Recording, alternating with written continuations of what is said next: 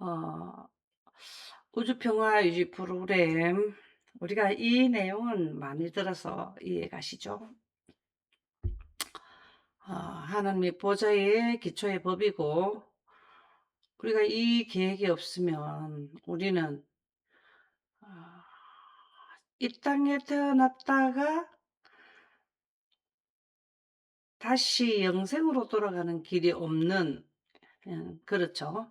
우주평화 유지 프로그램 스가랴 6장 13절의 내용이 있기 때문에 우리는 다시 아담과 하와가 죄짓기 전에 영생했던 그 영생으로 갈 수 있는 길을, 제도를 주셨다라는 말씀이 되겠습니다. 오늘은 새로 22-1 심판 자료 책들에 대하여 살펴보도록 하겠습니다. 제목만 봐도 조금 느낌이 좀 그렇지 않나요? 우리를 심판한다. 여러분들이 이 심판이라는, 조사 심판 이러면은 굉장히, 저도 이 내용을 영광으로 하지 않을 때에는 내용이 굉장히 이게 궁금하고 스트레스가 오게 되는 그런 단어더라고요. 여러분들 심판이라면은 기분이 좀 긴장되지 않습니까? 그렇죠. 근데 인류를 꼭 이렇게 해야 되는 내용이 있습니다. 여기에 심판이라는 거는 하늘나라 가는 자들에게는 이게 뭐냐면 어, 희망이고 또 우리에게 유익이 오는 거예요. 그렇죠. 우리가 똑같이 사람들이, 인류가 살아가면서, 우리 현실에 살아가면서 어떤 나와 옳은 일을 안 하고 자꾸 힘들게 하는 사람을 항상 그대로 있는 게 좋습니까? 나라에서 어떤 그 조치 법에 의해서 그 사람의 행동이 잘못된 거를 자꾸 힘들게 하는 거를 갖다가 어, 그것을 국가의 법에 의해서 처리를 해 주는 게 좋습니까? 항상 사람을 때린다거나 요즘에 학폭 같은 거 있죠. 그죠? 근데 어떤 힘이 세는 학생이 자꾸 학폭을 하고 때리고 막 그 스트레스를 주게 되면은 그 아이가 어떻게 되겠습니까?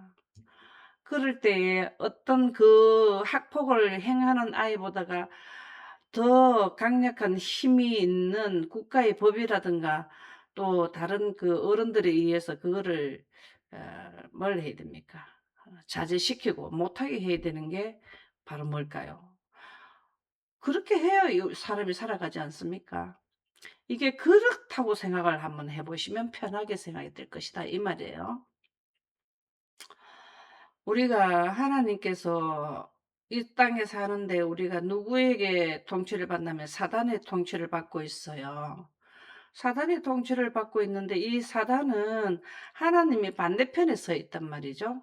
하나님의 반대편에 서 가지고 있는데 그 반대편에 섰다라는 거는 하나님은 영생가게 하는 분이고 사단은 영멸에 데리고 가는 자인데, 그러면 하나님께서, 우리를 창조하신 하나님께서 그거를 영멸로 데리고 가려고 모든 최선을 다하는 사단의 행동을 제지시켜야 되지 않습니까? 그렇죠.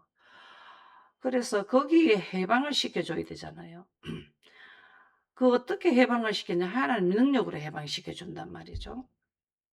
그래서 하나님의 영생하는 원리를 이해한 자들을 분리시키는 게 바로 뭐냐 하면은 심판이라는 거예요. 어디에서? 지금 셋째 하늘에서.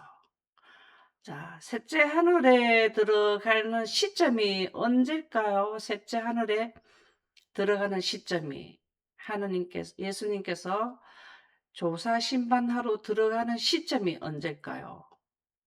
시점이. 첫째 칸 봉사 마치고 둘째 칸 봉사로 들어가는 시점이 언제쯤 될까요? 언제일까요? 1844 년. 예. 그 기간은 맞습니다. 근데 뭐를 하고 나서 항상 예언은 때가 차고 그 때가 차서 예언이 성취되고 다른 또 예언이 또 경고되고 성취되고 또 이렇게 되잖아요. 그죠? 근데 어떤 어떤 예언을 마치고 나서 두 번째 칸에 들어간다. 예.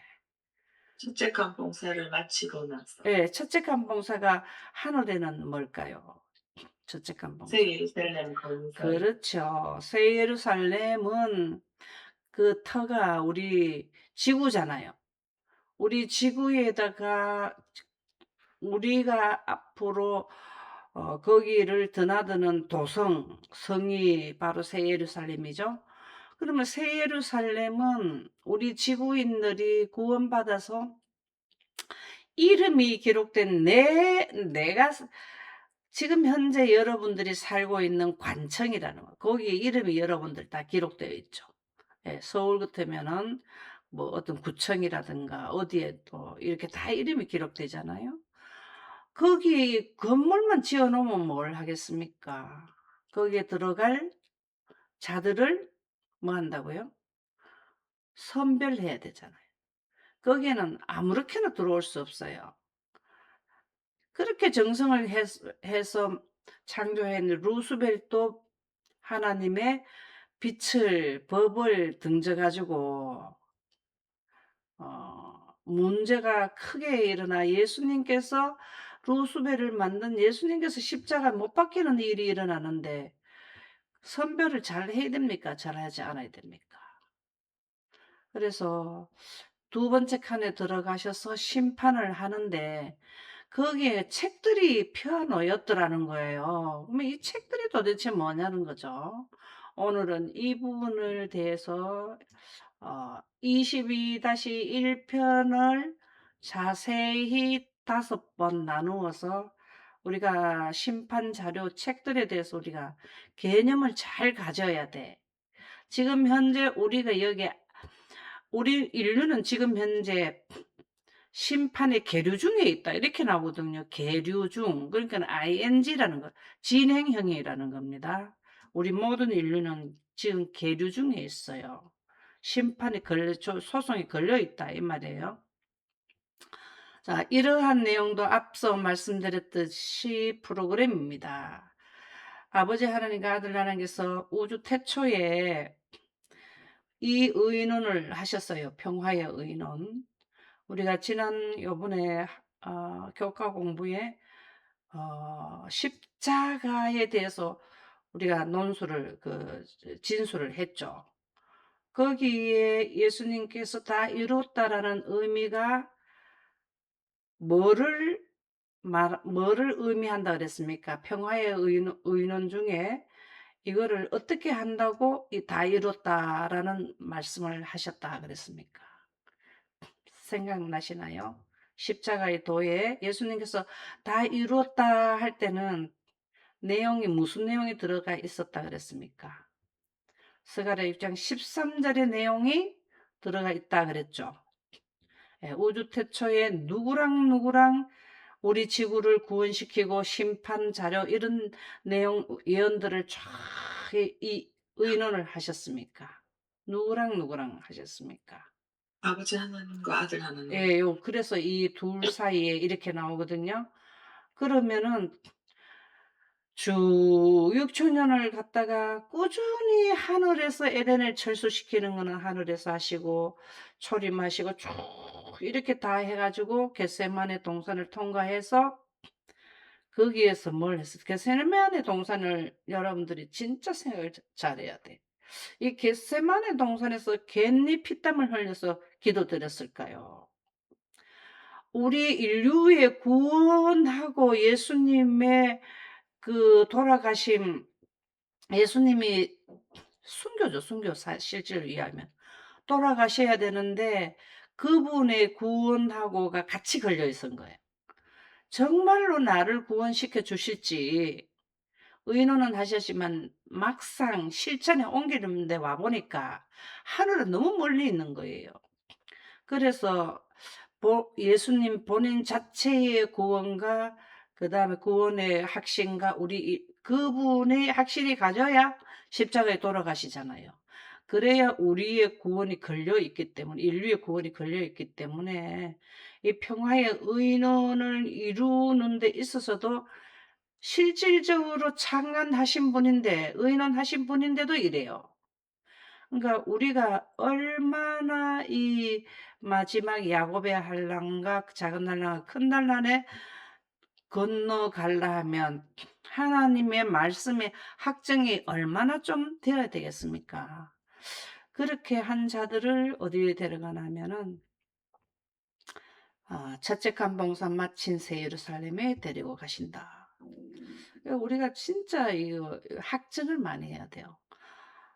있으리라 하셨다 하고, 근데 다 이루었다 할 때 어떤 의미가 포함되었다 그랬습니까? 아버지 하나님,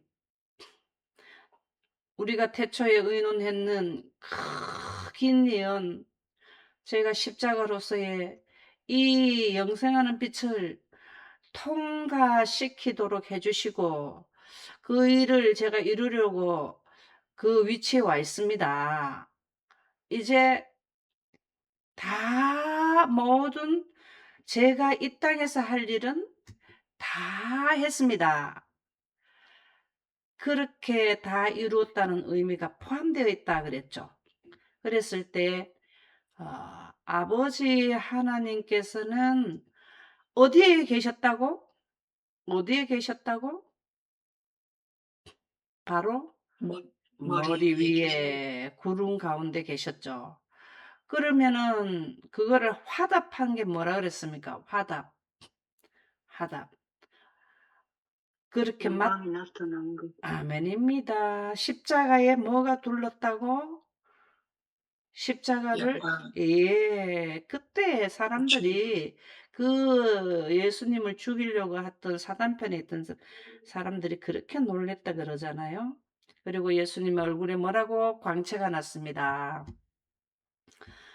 그래서 예수님이 하늘에서 우리 조사 심판하는 것도 원래의 빛을 생성하시는 분이기 때문에 원래의 자리로 어 오순절 때 뭘 받으셨어요? 원래의 기능 자체가 회복됐다라는 거잖아요. 그것으로 우리에게 조사를 하고 계신다라는 말씀이 되겠습니다.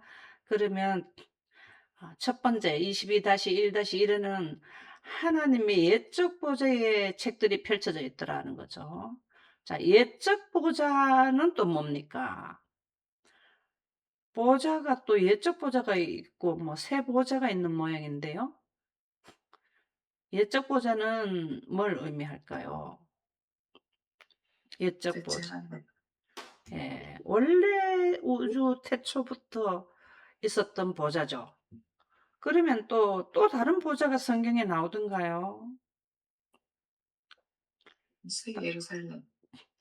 예, 새 예루살렘을 그 보좌라고 이렇게 바로 그냥 타이트하게 나오지는 않고 뜻은 맞는데요. 어린 양의 보좌 이렇게 나와요. 그쵸? 그거는 성경에 나오죠. 어린 양의 보좌가 새 예루살렘이에요. 맞아요. 그래서 우리는 어린 양의 보좌가 미래에 뭘 하는가 하면은 온 우주를 통치하는 통치 기관인데 거기에 우리의 이름이 기록되어 있습니다. 지금 조사 심판을 하시는 것은 예적 보좌에 모두 인류가 다 역사에 지구가 생긴 이래로 존재한 모든 자들이 다 볼 수 있는 삶을 볼 수 있는 데가 예적 보좌입니다. 그래서 두 번째 칸으로 가요. 어린 양의 보좌는 1844년 10월 달에 마친 거잖아요. 첫째 감봉사 끝난 거잖아요. 거기에는 어린 양의 보좌에서 조사 심판을 하면은 안 되죠. 예적 6천년 전에부터 있었던 모든 기록이 기록되어 있는 하나님의 보좌로 나가야 되죠. 그래서 예적 보좌에 책들이 펼쳐져 있더라라는 말씀이 되겠습니다.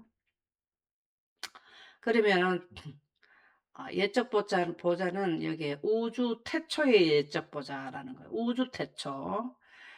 그리고 어린 양의 보자가 그 기능을 지금 준비는 되어 있는데 어 거기에서 우주를 통치할 때는 언젠가 하면은 새하늘과 새 땅 대관식하고 나서부터죠. 자, 우주 태초의 예적 보자는 심판 장소. 그게 어디에 기록되어 있냐면 다니엘서 7장 9절에 기록되어 있습니다. 한번 읽어 보실까요? 내가 보니 왕자가 놓이고 옛적부터 항상 계신 이가 좌정하셨는데 그의 옷은 희기가 눈 같고 그의 머리털은 깨끗한 양의 털 같고 그의 보좌는 불꽃이요 그의 바퀴는 타오르는 불이며 아멘. 예, 이 하나님의 보좌는 예적 보좌에 하나님이 계셔요. 하나님은 예적 보좌에 계시는데 그 옷의 희귀가 이 전체의 내용은 뭐냐면은 빛으로 옷을 입었다라는 의미가 되죠. 빛자체이시다라는 내용으로 보시면 되겠습니다. 그의 보좌는 그 보좌는 하나님의 보좌는 무엇으로 되어 있을까요? 이렇게 의자에 이렇게 딱 앉아 계실까요? 아니면 어디에 하나님의 보좌는 뭐라 그랬습니까? 하나님의 보좌는 물. 예. 우리 지구로 보면은 위치가 어딜까요? 지구로 볼 때 성층. 성층. 아멘입니다. 우리가 궁창위에 물층이 하나님의 보좌로 봅니다. 우리는 지방이잖아, 지방. 네, 하나님이 계신 곳은 센터잖아요, 그죠? 그래서 하나님 자체로 와 계시는 게 아니라 우리 지구 같은 경우는 하나님의 빛을 넣어 놓으신 거잖아요, 그렇죠?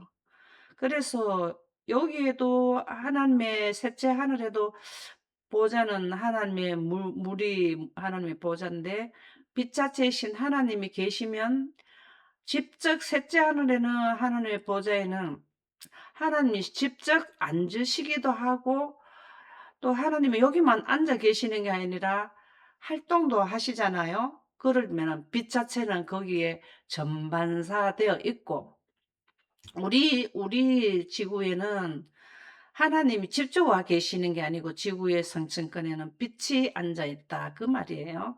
그래서 그의 보좌는 불꽃이요 그의 밖에는 타오르는 불이며 이 내용이 불꽃이나 불이라 하는 건 하나님의 보좌에서 뭐가 나온다라는 말일까요? 불꽃이요 불이요 하는 것은 무엇을 의미할까요? 불꽃이요 불이요. 아멘입니다. 영광이 나온다라는 말입니다. 강력한 에너지가 하나님으로부터 나와서 우주의 모든 그 전 지역에 하나님의 빛이 나갈 수 있는 그러한 조건을 갖춘 것이 예적 보좌예요. 그래서 왜 예수님이 여기에 가셨냐면은 하나님의 영광의 빛이 있는 지역에 가서 온 우주를 볼 수 있게 돼 있기 때문에 하나님의 빛이 있는 지역이기 때문에 온 우주를 다 자세히 전체적으로 볼 수 있기 때문에 여기를 가요. 우리가 빛의 속도를 가져야만 뭘 하나 하면 어저께 저도 그 방송에 그 5번?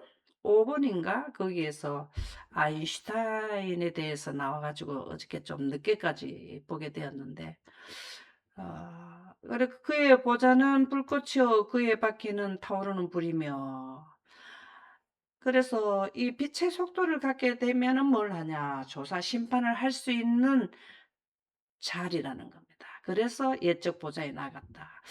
여기 보면은 바퀴는 타오르는 불이며 여기 두 내용이 나와요.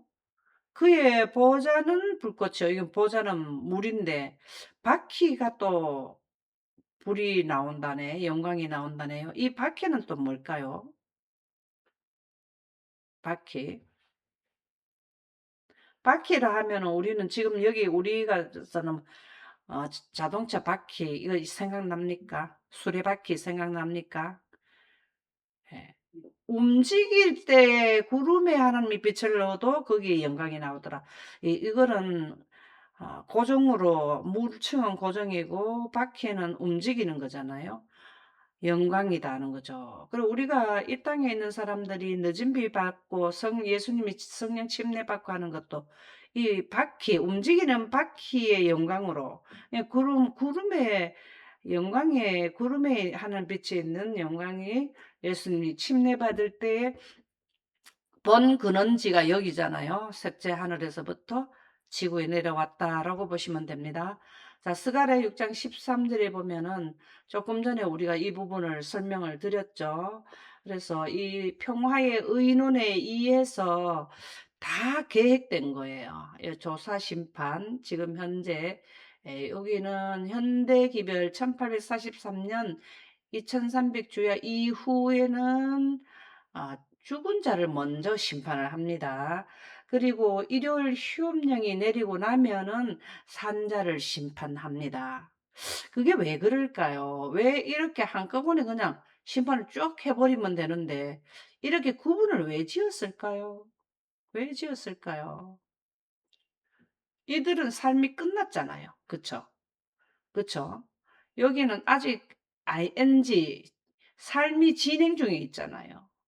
살아있는 자들 중에서 예수님이 그 무지갱 상태에 들어가게 하는, 어두워지게 하는 시점이 산자들이 몇십억이 있을 때는 그 사람들이 그들의 삶이 여기에서 끝나는, 무저갱의 하늘이 종이축까지 떠나가게 하는 예수님의 재림 때까지 아직도 그대로 두면은 그 이후에도 살 자들을 갖다가 중간에 삶을 끊어버리기 때문에 이 시점을 모든 인류의 마지막 시점으로 두기 때문에, 그래서 산자들은 살아있는 동안에 하나님의 영광을 깨닫느냐, 그 미련한 자, 슬기로운자가 되느냐, 그거를 여기에서 결정을 해요. 살아있는 당시에 해야 되기 때문에 그렇습니다. 이 노아 홍수 당시에도 어떻게 했습니까? 그들이 살아있는 동안에 아직까지 어린아이도 있고 아직 여기 노아 홍수가 안 났으면 더 살 사람들을 한꺼번에 그들의 일생을 마무리 지어버리기 때문에 이때는 산자를 심판하는 기간이에요. 뭔 말인지 이해가죠? 첫째 멸망에도 현재 기별이 있고 두 번째 멸망에도 현재 기별이 있습니다. 그래서 우리가 여기에 120년 동안 방주 안에 안 들어가면 모두가 다 죽고, 우리는 일요일 휴업령이 내리는 기간 안에 결정을 사단 쪽으로 가버리면은 다 죽어버리고, 이런 게 바로 산자의 심판이 되겠습니다. 그거를 산자의 심판을 할 때는 항상 시기를 가르쳐 주고, 그 다음에 뭘 하냐면은 시기 기별과 거기에 복음을 그 기간 동안에 멸망하는 기별이 꼭 들어갑니다. 멸망, 같이 동시다발적으로 단체가 멸망이 올 때는 그 시점을 가르쳐줘. 개인적으로 시간이 죽어서 그 죽은 분들을 심판하는 거는, 어, 이게 죽은 자를 심판하는 여기고, 산자를 심판하기 때문에 시기를 꼭 알려줘야 돼. 그래서 여기는 120년이고 노아 방주를 짓는 기간이라 그랬죠. 120년이. 여기는 일요일이 전 세계적으로 완전히 확산되는 기간인 안에 이게 시기기별이에요. 우리는 일요일 휴업령이 내려서 언제 일요일 휴업령이 지구 전체를 다 덮느냐, 그게 우리에게는 시기기별이라고요. 그래서 그 의논 중에 이 조사 심판이 들어갔다라는 말씀이 되겠습니다. 요한복음 1장 1절에 보면은 태초에 말씀 계시네. 이 태초는 무슨 태초일까요? 이 태초는 언제일까요? 우주 시기가. 뜻, 예, 우주 기호, 태초에 말씀이 계시니라. 이 말씀이 계시니라를 다르게 표현하면 뭐가 될까요? 말씀이 계시니라를 다른 단어로 말씀을 한다 하면 말씀이 어디서 나오던가요? 영광에서. 아멘입니다. 그러니까 이 말씀이 나오는 조건이 갖춰졌기 때문에 말씀이 나오잖아요. 그러면은 말을 하는 당사자인 본인과 하나님의 음성은 번개와 천눈과 내성과 이렇게 나오잖아요. 거기가 나오는 게 바로 영광이라는 겁니다. 그래서 구름과 하나님의 빛이 만나면 말씀이 나오기 때문에 말씀이 하나님과 함께 계셨다는 거는 동시다발적으로 같이 우리가 지금 과학자들이 말하는 우주 태초는 빅뱅이라 해 가지고 그거를 주관하는 자가 존재자가 안 나타나고 어 원칙도 합당하지는 그렇게 합당한 건 아니지만 그래도 근사하거든요. 그러면 여기에 한 점에서 뭐 폭발했다, 확장됐다 뭐 이렇게 나오는데 이게 물하고 빛과 하나님이 동시다발적으로 우주 태초에 나타나셨다 이 말이에요. 그래서 이 말씀이 곧 하나님이라는 건 영광 하나님은 빛이시다라는 말과 같다라는 겁니다. 그래서 다니엘서 7장 9 절에 옛적 보좌에 자정하셨다라는 내용이 바로 이 말씀이에요. 예, 우주 태초에 계셨다라는 말씀이에요. 그래서 우주가 시작되는 부분부터 계셨기 때문에 옛적 보좌에 나아가서 심판을 하신다라는 말씀이 되겠습니다. 옛적 보좌에 책들이 펼쳐져 있다 그랬는데 다니엘서 7장 10절 한번 읽어 보실까요? 불이 강처럼 흘러 그의 앞에서 나오며 그를 섬기는 자는 천천히요 그 앞에 모셔 선 자는 만만이며 심판을 베푸는데 책들이 펴 놓였더라. 에 아멘. 진짜 여기 책이라 하면은 우리가 성경책도 있고 일반 다른 책들도 있는데 이런 책이 펴져 있을까요? 그런 책이 펴져 있을까요? 책들이 펴 있단 말이 우리가 무엇을 의미할까요? 여기 지금 하나님의 보좌에서 지구의 인류의 삶을 이렇게 빛으로 이렇게 살펴보시잖아요. 이 살펴본다는 말이 지구는 하루는 자전이고 1 년은 공전인데 역으로 되돌면 여러분들 옛날에 비디오 많이 봤죠? 비디오를 다 보고 나면 대감기 생각하시면 됩니다. 그래서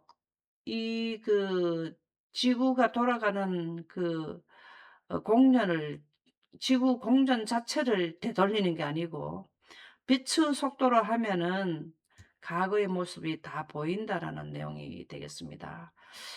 그러면 여기에서 책들이 펴 있었다. 이 책들이 우리가 해결이 돼야 돼. 책이 원어가 의미하는 거는 뭐 두루마리라고 그래요, 두루마리. 이해 갑니까? 두루마리. 옛날에 우리가 이런 성경책이 나오기 전에는 두루마리 책 있지 않아요?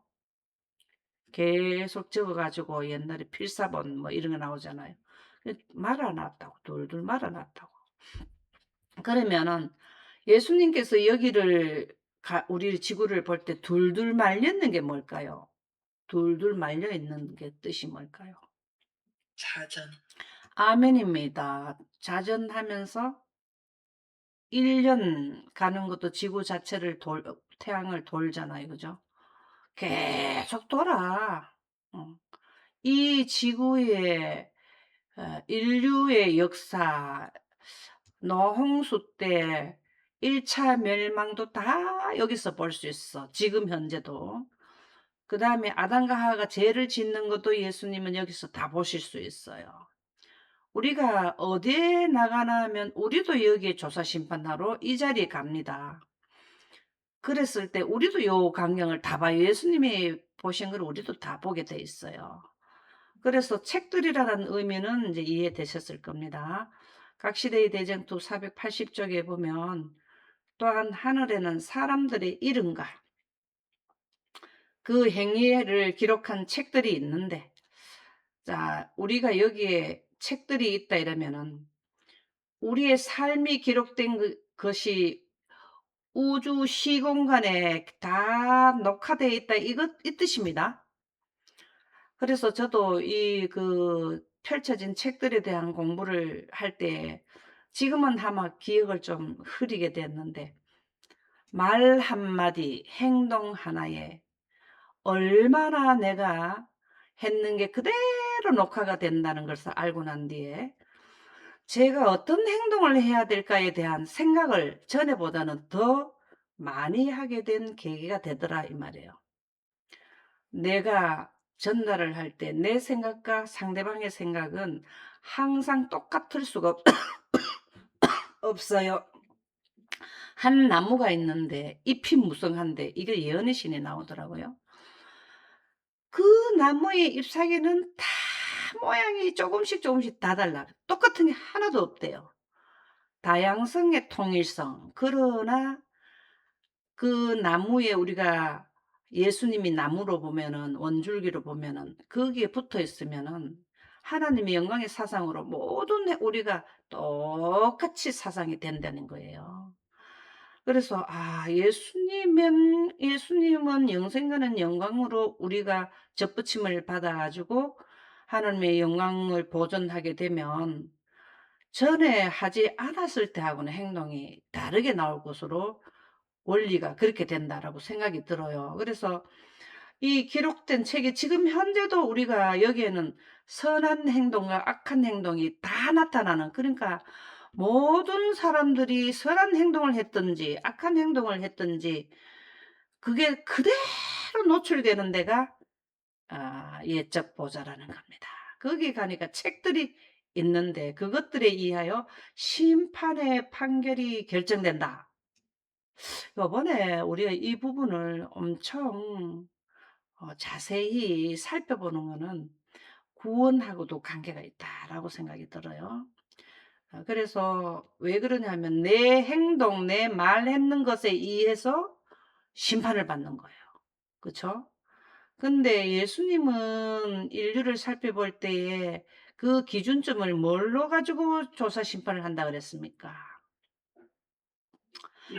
네. 선한 행동은 영광의 길에 들어선 사람들이 행동하는 거예요. 그렇다고 영광을 이해했다고 해서 몸 자체는 아직 영광으로 되지 않은 상태에서 이거는 완전성은 아니에요. 투쟁하는 교회예요. 그러나 여기에서 의미하는 큰 틀에 보면은 뭘 한다고? 영광을 원하느냐 원하지 않느냐. 요번 교과에도 미련한 자가 되는 거는 이 예언과 영광에 대해서 이해하는 거를 꺼리는 자들이라 그랬잖아요. 그러면은 영광 보존자에 들어왔어도 내가 영광을 선전하고 알린다고 하는데 오히려 상대방이 그 뜻은 이해를 하나 하는 내 전달자의 행동에 의해서 그 말은 맞는데 난 너를 보니까 나는 거기 안 가고 싶어. 이렇게 하면은 본인은 하늘에 갈지 몰라도 갈 수 있었던 자가 내 행동에 의해서 못 올 수도 있는 거예요. 이거는 그냥 예입니다. 예. 그래서 우리는 뭘 해야 되나 행위, 우리 기록된 책들에 내 말 모두가 다 기록된다는 거를 꼭 이해를 해야 됩니다. 그래서 말에도 조심, 행동에도 조심. 다니엘은 심판을 베푸는 들 책들이 펴놓였다라고 말한다. 요한은 그 같은 광경을 묘사하면서 또 다른 책이 펴졌으니 곧 생명책이라. 자, 여기에 참 너무 묘사가 참 묘하게 되어 있는 부분이 있어요. 그냥 책들이 여기 펴졌으면 되지 또 다른 책이 펴졌더라는 게 또 뭘까요? 이거를 뭐를 의미하기 때문에 이렇게 분류를 또 이렇게 하면서 했을까요? 또 다른 책이 펴졌다? 왜 이 지역에 같이 펼쳐졌으면 책들로 들어가면 되는데 또 다르라는 거는 여기서 뭘 의미할까요? 이 생명책은 뭘 의미할까요? 생명책은 뭐를 의미하죠? 생명책은? 우리의 이름이 어디에 선한 사람들의 이름이 어디에 기록된다고요? 하나님의 기록된 그럼 여기가 뭐예요? 새 예루살렘이라는 겁니다. 이 새 예루살렘은 원시 보좌는 두 채 칸에 있어요. 궁창위에 물층에 하나님의 보좌고, 우리가 말하는 여기 생명책이라는 거는 하나님의 셋째 하늘의 땅에 에덴이 철수가 되어 있다고. 그래서 또라는 말이 나온단 말이에요. 자, 이해됐습니까? 새 예루살렘은 공중에 떠 있지 않아요. 에덴 동산을 하늘에 가져가셔서 셋째 하늘에 공중에 떠 있지 않습니다. 그쵸? 그리고 두 번째 칸에 새 예루살렘을 얹어 놓지 않았다는 거죠. 우리가 새 예루살렘이 땅에 내려올 때에 지구의 한원이 될 때 어디에 내려옵니까? 새 예루살렘이? 이 땅에 예, 이 땅 중에 어디에 내려오죠? 감람산. 예. 그렇죠. 땅에 앉게 되거든요. 그래서 원시보좌는 공중, 하늘에, 그다음에 또 다른 책은 땅에, 셋째 하늘의 땅에. 그래서 또라는 의미가 나타났다, 그 단어가 나왔다라는 거죠. 죽은 자들이 자기 행위를 따라 책들에 기록된 대로 심판을 받으니 이렇게 나와요. 이것은 지금 첫째 칸 봉사를 마치고 두 번째 칸 봉사를 들어가서 책들을 펴봤다라는 겁니다. 누구의 책? 모든 인류의 삶을 살펴보는 것을 하신다. 그 말씀이 되겠습니다. 그래서 성경과 원시의 보좌는 두루마리 책입니다. 앞서서 서론에 말씀드렸듯이 지구가 여기 지구죠. 자전을 하면서 태양을 한 번씩 돌면 둘둘 감아놔요. 뭘 인류의 역사가 누구는 태어나네 또 죽고 또 태어나네 죽고 누가 또 태어나고 그거를 여기에서 다 보는 거죠. 이게 원시 보자입니다. 성경도 원래는 두루마리 책이었어요. 그래서 문명이 발달하니까 지금 현재 성경이 되었는데요. 시편 40편 7편에 보면 그때 내가 말하기를 내가 왔나이다 나를 가리켜 기록한 것이 두루마리 책에 기록되어 있나이다. 여기 성경이 두루마리 책이라고 나오죠. 구약 시대는 거의 두루마리 책으로 봐야 되거든요. 두루마리라는 거는 히브리어로 메길라인데 구르다, 둥글다, 말다. 구르고 둥그는 게 뭐를 의미합니까? 두루마리 책에 두르고 막 둥글게 막 구르고 말고 많은 거는 맞네. 구약 성경에 두루마리 책은 말기는 많은 건데 둥글고 구르다라는 이건 뭘 의미할까요? 지구의 자산. 아멘입니다. 둥글고 구르고 막 난리 나죠. 돌고 뺑뺑이 돌고 태양을 막 구르고 다니고 이게 바로 뭐냐면은 두루마리 책이라는 겁니다. 하나님 보좌 앞에서 이 지구의 인류의 삶이 그냥 손바닥에 새긴 것처럼 내가 태어남으로 뭘 했다고? 예, 내가 너를 뭘 했다고? 머리카락까지도 세고 이렇게 하는 게 환하게 이 인류의 삶을 다 볼 수 있는 게 뭐냐면 원시 보좌라는 겁니다. 부자 선지자 43쪽 제가 여기에 문장을 만났을 때 얼마나 기뻐했는지 얼마나 여기에 매료되었는지 너무 좋아하는 말씀이 되겠습니다. 온 하늘을 다스리는 이 온 하늘이라는 것은 우리 지구의 하늘만 아니고 뭐 코스모스 우주라는 거죠. 우주. 하늘을 다스리는 그분은 종말을 처음부터 보시는 분, 즉 그분 앞에는 과거와 미래의 신비가 같이 펼쳐져 있는 분. 왜 예수님이 원시 보좌에 가셨을까요? 과거와 현재의 미래가 이 지구의 태초부터 종말까지 다 보이는 지역이 어디냐면 펼쳐진다 하니까 두루마리 책으로 우리 성경 펼쳐보자 하는 거나 여기에 가서 우주 시공간에 우리의 삶을 보는 거나 같다는 거예요. 제가 여기에 성경책을 비유로 이래서 그 AI한테 부탁을 해서 이렇게 했는데 과거와 미래의 신비가 같이 펼쳐지는 거 이렇게 해야 조사 심판할 수 있는 장소, 조건을 갖추게 됩니다. 왜 과거, 현재, 미래가 펼쳐지냐면은 하나님은 빛 자체이시기 때문에 보좌에 앉으시면 그 위치, 우주 태초부터 있었던 지역에 가면 우리가 경주나 이런 그 개성이나 이런 데 가면은 옛적 조상들이 살았던 역사의 흔적을 볼 수 있습니까? 경주에 가면은 볼 수 있습니까? 왕이 막 큰 능들이 있고 경주 불국사도 있고 경주에 가면은 다보타 뭡니까 그 첨성대 이런 그들의 흔적을 보십니까? 그래서 이렇게 하나님의 옛적 보좌에 나아가게 되는 거는 그 지역에 가야만 한 사람도 저기 억울함을 당하지 않고 공의롭게 제대로 심판을 하는 자리예요. 하나님의 보좌의 기초법이 뭡니까? 의와 뭐죠? 공의. 공의. 그 그래서 그 자리에 나가야 돼요. 제가 초래한 비애와 어두움과 파멸을 넘어 이건 지구죠.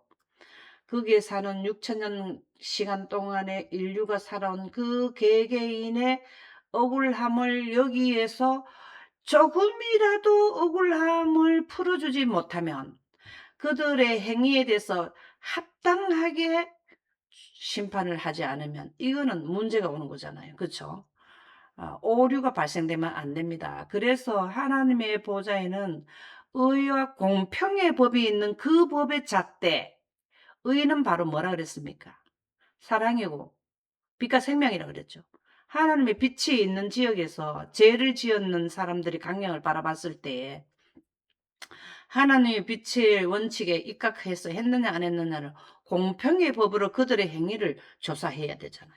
우리가 내 생각에 맞추려고 원칙은 그러하나 비슷하게 했는 거를 자꾸 그 말은 맞지만 이것도 맞다 이렇게 하면 안 돼요. 항상 두 길밖에 없어요. 해석이 없다. 중간이 없습니다. 그래서 물과 성령으로 거듭나야 물은 하나님의 보좌고 성령은 하나님의 빛입니다. 그거의 원칙에 따라서 그거를 원칙을 어긴 자는 공평의 법에 해당되는 거예요. 그게 공평하게 심판하는 겁니다. 그래서 사단이 하나님의 빛을 등지니까 어느 법에 저촉이 됐냐면 공평의 법에 걸렸거든요. 그래서 공평하게 하니까 셋째 하늘에서 쫓겨날 수밖에 없게 된 거예요. 그래서 우리가 여기에서도 공평의 법의 저울을 딱 따라봤을 때 죄를 지었는 인간의 산 중에서 의의 쪽으로 기울었는지 악의 쪽으로 기울었는지를 공평하게 저울질을 해서 그 법이 의의 쪽에 간 거는 상급, 영생, 악의 쪽으로 기울은 걸 거기에 공평의 법을 비추어서 봤을 때 이게 공평의 법이 구속의 대경륜법이잖아요. 예언, 이 6천년의 예언 기간 동안에 그들의 행위와 어, 말에 의해서 거기에서 이제 결정이 나는 거죠. 그래서 악한 쪽에 갖는 거는 영원 불멸 속에 빛을 등진 쪽으로 가면 거기에 합당한 응벌을 취해 주는 게 무저경의 사단이 여기 하나님의 보좌에서 의의 법을 등짐으로써 공평의 법에 걸려가지고 그가 계속해서 악한 영원 불멸설 쪽으로 간 그 결과가 무지경에 들어갔듯이 인류도 사단을 따라간 자들은 영멸에 가게 된 거죠. 그게 지금 조사 심판의 개념이 되겠습니다. 그래서 당신의 사랑과 축복의 목적이 성취될 것을 보시는 분이시다. 이거를 다르게 표현하면 뭡니까? 당신의 사랑과 축복의 목적, 이건 뭘까요? 성취, 이건 뭘까요? 이게 다르게 표현하면 뭘까요? 당신의 구속의 사랑과, 경륜, 예? 구속의 경륜. 아멘입니다. 예. 구속의 대경륜을 계속 지켜봐. 6천년의 이 무한대에서 유한대로 온 6천년 기간 안에 인류의 행동과 언어, 우리가 사상이 바르게 놓이면 그 사상에 의해서 행위가 나오게 돼 있잖아요. 바르게 오늘도 나를 찾는 자가 있는가 하여 보려 한즉 하나도 없고 이렇게는 하나님을 믿는 백성들이 엄청 많은데 왜 하나도 없습니까? 조사 심판에 해당되는 의와 공평의 법에 대한 요번에 십자가의 도에 대해서 화요일 요번 교과에 우리가 화요일 아침에 했죠. 그게 바로 이 내용이에요. 의와 공평의 법이 십자가에서 입맞춘 거예요. 그렇죠? 예, 긍휼과 진리와 화평이 서로 뭐라 그랬습니까? 입맞추었다 그랬잖아요. 그쵸? 그렇게 했는 거예요. 그래서 우리가 십자가의 도를 깨달으면은 여기에 뭐를 하다면은 하나님의 보좌에 의와 공평의 법을 깨닫게 된다 이거죠. 의와 공평의 법이 현실로 성취될 것을 제도를 십자가에서 시작을 하신 거잖아요. 계획은 여기서 하셨고 행동으로 취하신 게 십자가 1차, 2차는 조사 심판 끝날 때 다 이뤘다 하는 것도 의와 공평의 법, 이 조사 심판을 다 했을 때 다 이뤘다라는 말이 나왔잖아요. 그게 의와 공평이 만나는 거거든. 실제로 이제 의인들이 확정돼 버린 거잖아요. 14만 4천인들이 태동이 되고 14만 4천인들이 입 맞는 시점이 조사 심판, 입 맞는 게 끝나는 게 조사 심판 끝이고 또 은혜 시간 끝이잖아요. 그들이 하나님의 백성들을 완전히 꼴지었을 때 2차 또 다 이루었다 하는 거는 의와 공평이 십자가에서 입맞추고 만나는 것처럼 조사 심판도 여기에서 그거를 의와 공평의 법이 인제 확실하게 성취되었다라는 말씀이 되겠습니다. 아 공평의 법이 제시하는 것이 여기에서는 법으로만 있었지만 그거를 어긴 자들에게 확정이 된 게 다 이뤘다는 2차 다 이뤘다는 조사 심판 끝날 때에 다 이루었다라는 말씀을 하시게 된 거라는 거죠. 그리고 난 이제 되었다 하는 거는 다 이뤘다에 사람은 조사 심판 끝날 때 은혜 시간이 끝나니까 사람은 이 땅에 아직 있지만 되었다라는 거는 그 다 이루었다에 해당되는 영원에 가는 자들을 데리러 온다라는 거잖아요. 데리고 가서 하늘에 가겠다. 이게 다 되었다라는 일곱째 재앙 때 발표라는 겁니다. 오늘은 좀 초반부가 돼서 설명을 좀 많이 한다고 시간이 걸렸어요. 예, 오늘 요것으로 마치도록 하겠습니다. 감사합니다.